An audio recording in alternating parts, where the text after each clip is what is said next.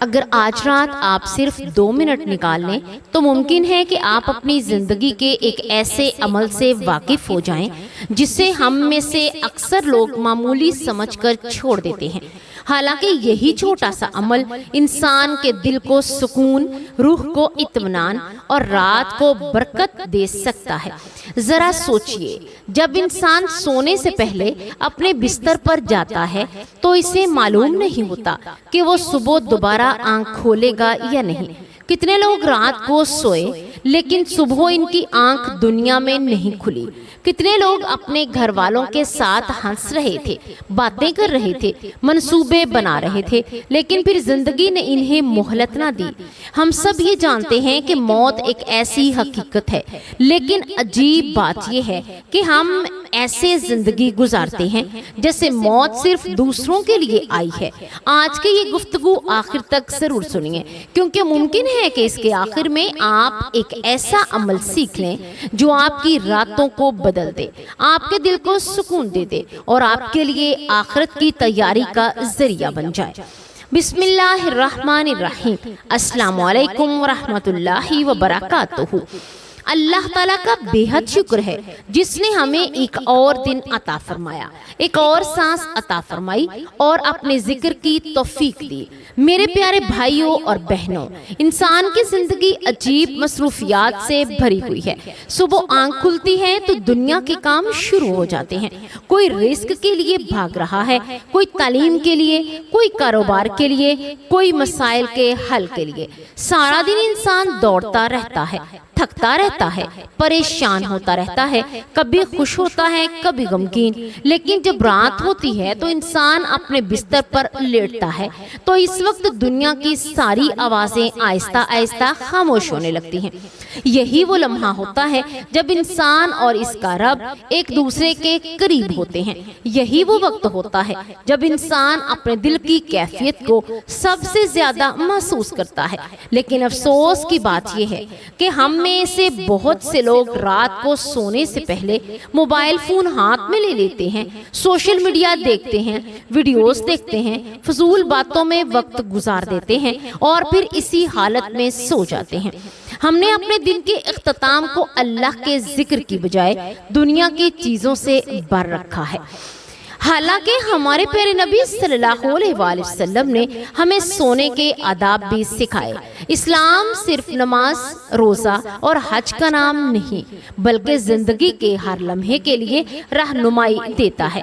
کھانے کا طریقہ، پینے کا طریقہ، چلنے کا طریقہ، لوگوں سے ملنے کا طریقہ، حتیٰ کہ سونے کا طریقہ بھی حضرت عائشہ رضی اللہ تعالی عنہا روایت کرتی ہیں کہ نبی کریم صلی اللہ علیہ وآلہ وسلم جب رات کو اپنے بستر پر تشریف لاتے تو اپنے دونوں ہاتھوں کو جمع کرتے، ان پر پھونکتے اور پھر سورہ اخلاص، سورہ فلق اور سورہ ناس پڑھتے، پھر اپنے جسم پر ہاتھ پھیرتے تھے۔ یہ عمل 3 مرتبہ کرتے تھے۔ یہ روایت صحیح بخاری میں موجود ہے۔ سوچئے ذرا، نبی کریم صلی اللہ علیہ وآلہ وسلم جن پر اللہ کی خاص رحمت تھی، جن کی حفاظت اللہ تعالیٰ خود فرما رہے تھے، وہ بھی اس عمل کو اختیار کرتے تھے، تو پھر ہم آپ اس سے کتنے زیادہ محتاج ہیں۔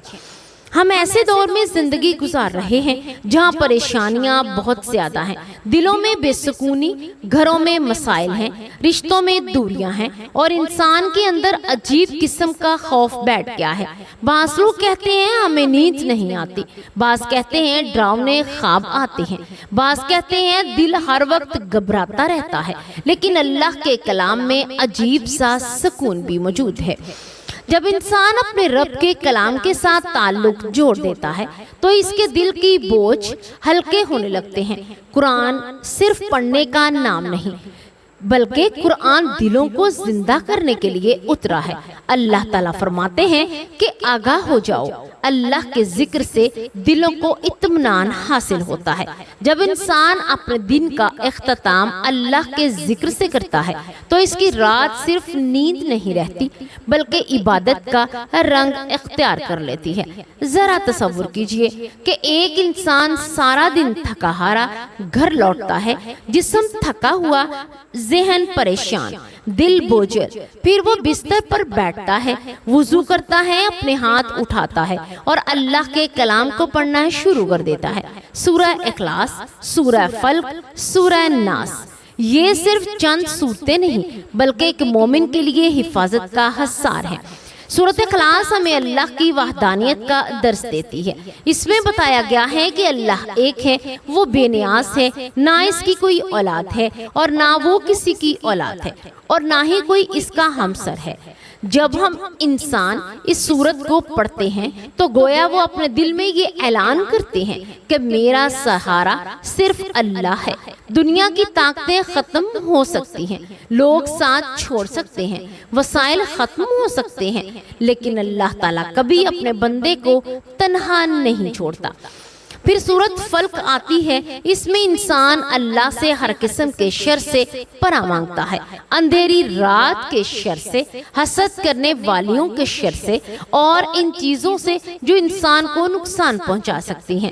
آج کتنے ہی لوگ دوسروں کے حسد، نفرت اور برے ارادوں سے ڈرتے ہیں، لیکن ایک مومن جانتا ہے کہ اصل حفاظت صرف اللہ کے ہاتھ میں ہے۔ اس کے بعد سورۃ ناس آتی ہے، اس میں انسان اپنے رب سے شیطان کے وسوسوں سے پناہ مانگتا ہے، کیونکہ شیطان انسان کا کھلا دشمن ہے۔ وہ ہر لمحہ کوشش کرتا ہے کہ انسان اللہ سے دور ہو جائے، کبھی گناہوں کے ذریعے، کبھی مایوسی کے ذریعے، کبھی خوف کے ذریعے۔ میرے عزیز بھائیوں اور بہنوں، ایک لمحے کے لیے اپنے آپ سے سوال کریں، ہم رات کو سونے سے پہلے کیا کرتے ہیں؟ کیا ہم اپنے دل کو اللہ کے ذکر سے آباد کرتے ہیں یا موبائل اسکرین سے؟ کیا ہم اپنی روح کو قرآن سے طاقت دیتے ہیں یا فضول کی باتوں سے؟ آج کی دنیا میں ایک عجیب بیماری پھیل چکی ہے، لوگوں کے ہاتھ میں فون ہے لیکن دل خالی ہے، معلومات بہت ہیں مگر سکون کم ہے، رابطے بہت ہیں مگر محبت کم ہے۔ انسان ہر چیز میں آگے بڑھ رہا ہے مگر اپنے رب سے دور ہوتا جا رہا ہے۔ نبی کریم صلی اللہ علیہ وآلہ وسلم نے ہمیں صرف عبادات نہیں سکھائیں بلکہ زندگی گزارنے کا مکمل طریقہ بھی سکھایا۔ آپ صلی اللہ علیہ وآلہ وسلم نے رات کو سونے سے پہلے وضو بھی کرتے، اور صحیح بخاری میں آتا ہے کہ آپ صلی اللہ علیہ وآلہ وسلم نے فرمایا، جب تم اپنے بستر پر جاؤ تو نماز کے وضو کی طرح وضو کرو۔ یہ معمولی بات نہیں، وضو صرف جسم کو پاک نہیں کرتا بلکہ روح کو بھی تازگی دیتا ہے۔ پورا دن گناہوں، غلطیوں اور غفلت میں گزر سکتا ہے، لیکن جب بندہ وضو کرتا ہے تو گویا وہ اپنے رب کی سامنے حاضری کی تیاری کرتا ہے۔ ذرا غور کریں، اگر آج رات آپ اپنی زندگی میں صرف چند منٹ کا اضافہ کر دیں تو کیا ہوگا؟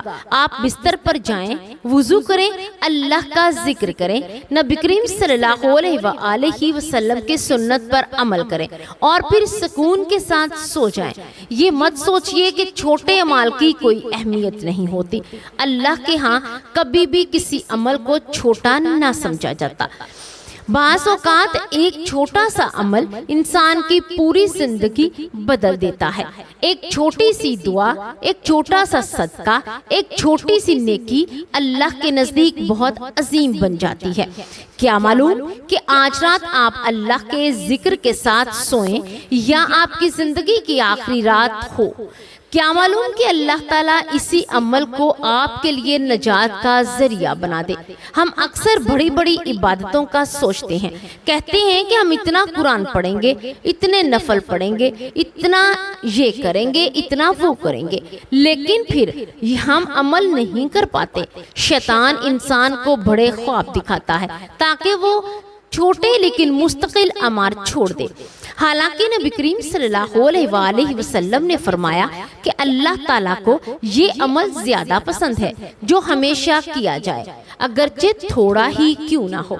اس لیے آج فیصلہ کر لیں کہ چاہے کچھ بھی ہو جائے، چاہے کتنا ہی مصروف کیوں نہ ہو، چاہے تھکن کتنی ہی کیوں نہ ہو، سونے سے پہلے چند منٹ اللہ کے لیے ضرور نکالیں۔ اور اب وہ عمل جو سنت سے ثابت ہے، سونے سے پہلے وضو کر لیں، پھر اپنے دونوں ہاتھ کو جمع کریں، سورۃ اخلاص، سورۃ الفلق اور سورۃ الناس ہاتھوں پر ہلکا سا پھونکیں اور اپنے جسم پر جہاں تک ممکن ہو ہاتھ پھیر لیں اور یہ عمل 3 مرتبہ کریں۔ یہ عمل صحیح بخاری میں حضرت عائشہ رضی اللہ تعالی عنہ سے مروی ہے۔ یا اللہ ہمارے دلوں کو اپنے ذکر سے آباد فرما۔ یا اللہ ہمیں قرآن سے محبت عطا فرما۔ یا اللہ ہمیں اپنے نبی کریم صلی اللہ علیہ وآلہ وسلم کی سنتوں پر عمل کرنے کی توفیق عطا فرما۔ یا اللہ ہماری راتوں کو سکون والی راتیں بنا دے، ہمارے گھروں میں برکت عطا فرما، ہمارے گناہوں کو معاف فرما دے، ہمیں شیطان کے شر، حسد کرنے والوں کے شر اور ہر برائی سے محفوظ فرما۔ یا اللہ جب بھی ہم دنیا سے جائیں ایمان اور اپنے ذکر کی حالت میں جانا نصیب فرما۔ آمین یا رب العالمین۔ اگر آپ کو یہ بات اچھی لگی ہو تو اپنے دوستوں تک ضرور پہنچائیں، کیونکہ ہو سکتا ہے کہ آپ کے ایک شیئر کی وجہ سے کسی کی زندگی میں خیر کا دروازہ کھل جائے۔ آمین یا رب العالمین۔